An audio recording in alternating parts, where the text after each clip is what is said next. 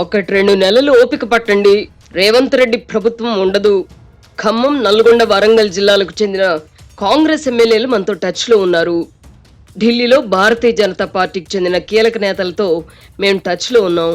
2 నెలల తర్వాత అధికారంలోకి వస్తాం. ముఖ్యమంత్రి పదవిపై నాకు ఆశ లేదు. ఎవరో ఒకరు ముఖ్యమంత్రి అవుతారు. నేను మీకు మార్గదర్శిగా ఉంటాను.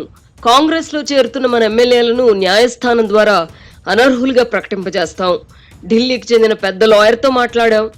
ఇంతకంటే ఎక్కువ చెప్పను, చెబితే రహస్యాలు లీక్ అవుతాయి అని తెలంగాణ మాజీ ముఖ్యమంత్రి కేసీఆర్ 3 రోజుల కిందట ఫామ్ హౌస్ కు పిలిపించుకున్న తన పార్టీ ఎమ్మెల్యేలతో చెప్పిన మాటలివి.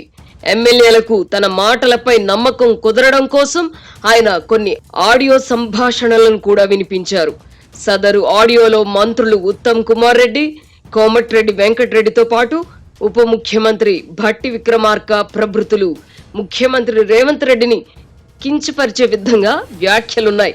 ఈ ఆడియో టేపులు రాష్ట్రంలో కాంగ్రెస్ ప్రభుత్వం ఏర్పడక ముందు రికార్డ్ చేసినవా, లేక కాంగ్రెస్ ప్రభుత్వం ఏర్పడిన తర్వాత అన్నది మాత్రం కేసీఆర్ చెప్పలేదు. మొత్తం మీద కాంగ్రెస్ పార్టీ నుంచి బయటకు వచ్చే వారితో పాటు భారతీయ జనతా పార్టీ ఎమ్మెల్యేలు, బీఆర్ఎస్ ఎమ్మెల్యేలు కలిసి ప్రభుత్వాన్ని ఏర్పాటు చేస్తారన్నది కేసీఆర్ మాటల సారాంశం. కేసీఆర్ ఏర్పాటు చేసిన సమావేశంలో పాల్గొన్న వారిలో ఒకరైన చేవెళ్ల ఎమ్మెల్యే కాలే యాదయ్య శుక్రవారం నాడు ఢిల్లీ వెళ్లి మరీ కాంగ్రెస్ పార్టీలో చేరగా మరో 2 వారం రోజుల్లో ఆ పార్టీలో చేరబోతున్నారు. కేసీఆర్ చెబుతున్న దాంట్లో నిజం ఉందా లేదా, భారతీయ జనతా పార్టీకి చెందిన కీలక నేత నిజంగానే ఆయనతో టచ్ లో ఉన్నారా, కాంగ్రెస్ ప్రభుత్వంలో ప్రస్తుతం మంత్రులుగా ఉన్నవారు ఆ పార్టీని వదిలొస్తారా, వస్తే వారిలో ఎవరు ముఖ్యమంత్రి అవుతారు, ఎలా అవుతారు? 8 మంది సభ్యులున్న బీజేపీ 30 మంది ప్రస్తుతానికి సభ్యులున్న బీఆర్ఎస్ తో కలిపిన 38 మంది సభ్యుల బలం మాత్రమే ఉంది. ప్రభుత్వం ఏర్పాటు చేయాలంటే మరో 22 మంది కావాల్సి ఉంటుంది. కాంగ్రెస్ నుంచి అంతమందితో బయటకు వచ్చే నాయకుడు ఉన్నారా? ఈలోపు బీఆర్ఎస్ నుంచి మరికొంతమంది కాంగ్రెస్ లో చేరితే ఆ పార్టీ బలం 30 కంటే తక్కువ అవుతుంది కదా. ఈ పరిస్థితుల్లో రేవంత్ రెడ్డి ప్రభుత్వాన్ని పడగొట్టడం ఎలా సాధ్యం వంటి ప్రశ్నలకు మాత్రం సమాధానం లేదు. ఎప్పుడైనా ఒకటి కోరుకుంటే 2 లభిస్తే సంతోషమే కదా. మన సిర్లసీమ 2లో కూడా అంతే.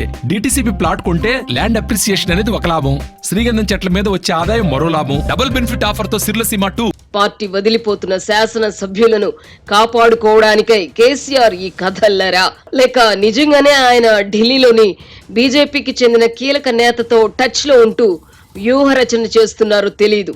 పార్టీ ఎమ్మెల్యేలు చేజారిపోతున్నప్పుడు ఉన్నవారినైనా కాపాడుకోవడానికై పార్టీ అధినేత ఇలాంటి కథలు చెప్పడం సహజం. కేసీఆర్ కు ఇలాంటి పిట్ట కథలు చెప్పడం అలవాటే కనుక ఆయన మాటలను సొంత పార్టీ వాళ్ళు కూడా నమ్మడం లేదు. గతంలో టీఆర్ఎస్ ను జాతీయ పార్టీగా ప్రకటించినప్పుడు కూడా మహారాష్ట్ర, కర్ణాటక, ఆంధ్రప్రదేశ్ లో అన్ని సీట్లు గెలుస్తాం, ఇన్ని సీట్లు గెలుస్తాం, లోక్సభ ఎన్నికల తర్వాత నేనే ప్రధానమంత్రిని అవుతా లేదా చక్రం తిప్పుతా అని తన పార్టీ వారి వద్ద కేసీఆర్ గొప్పలు చెప్పుకున్నారు. చివరకు బీఆర్ఎస్ కు లోక్సభలో కనీసం ప్రాతినిధ్యం కూడా లేకుండా పోయింది. కేసీఆర్ కు జాతకాలపై నమ్మకం కూడా ఎక్కువే. ప్రస్తుతం ఆయనకు గ్రహాలు అనుకూలంగా లేవంట. వచ్చే సెప్టెంబర్ తర్వాత ఆయనకు మంచి రోజులు వస్తాయంట. బహుశా ఈ జాతకాలనే నమ్ముకొని 1-2 నెలల తర్వాత రేవంత్ రెడ్డి ప్రభుత్వం పడిపోతుందని చెబుతుండవచ్చు. అయితే కేసీఆర్ చెప్తున్న మాటల గురించి తెలుసుకున్న ముఖ్యమంత్రి రేవంత్ రెడ్డి ఆపరేషన్ ఆకర్షణ వేగవంతం చేశారు. మరికొద్ది రోజుల్లో బీఆర్ఎస్ బలం 20 లోపునకు పడిపోతుందని చెబుతున్నారు.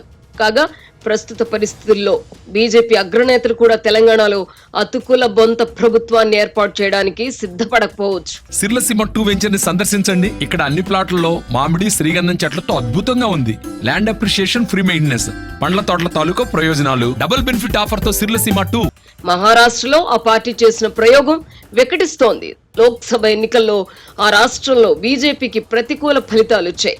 ప్రస్తుతం బీజేపీతో చేతులు కలిపిన ఎన్సీపీ నేత అజిత్ పవార్ వర్గానికి చెందిన పలువురు ఎమ్మెల్యేలు తిరిగి శరద్ పవార్ వర్గంలో చేరబోతున్నారన్న వార్తలు వస్తున్నాయి. ఏక్నాథ్ షిండే నాయకత్వంలో శివసేనను వదిలి వచ్చిన వాళ్ళలో కూడా కొందరు అదే ఆలోచన చేయవచ్చు. వీటన్నింటికి తోడు అధికారంలో కొనసాగడం కోసం ఒకప్పుడు బీజేపీని తిట్టిపోసిన వారితో కూడా చేతులు కలపడాన్ని ఆర్ఎస్ఎస్ తీవ్రంగా వ్యతిరేకిస్తోంది. ఈ నేపథ్యంలో తెలంగాణలో రేవంత్ రెడ్డి ప్రభుత్వాన్ని అస్థిరపరచడానికి బీజేపీ ముందుకు రాకపోవచ్చు. మహారాష్ట్ర అసెంబ్లీకి నవంబర్లో ఎన్నికలు జరగనున్నాయి.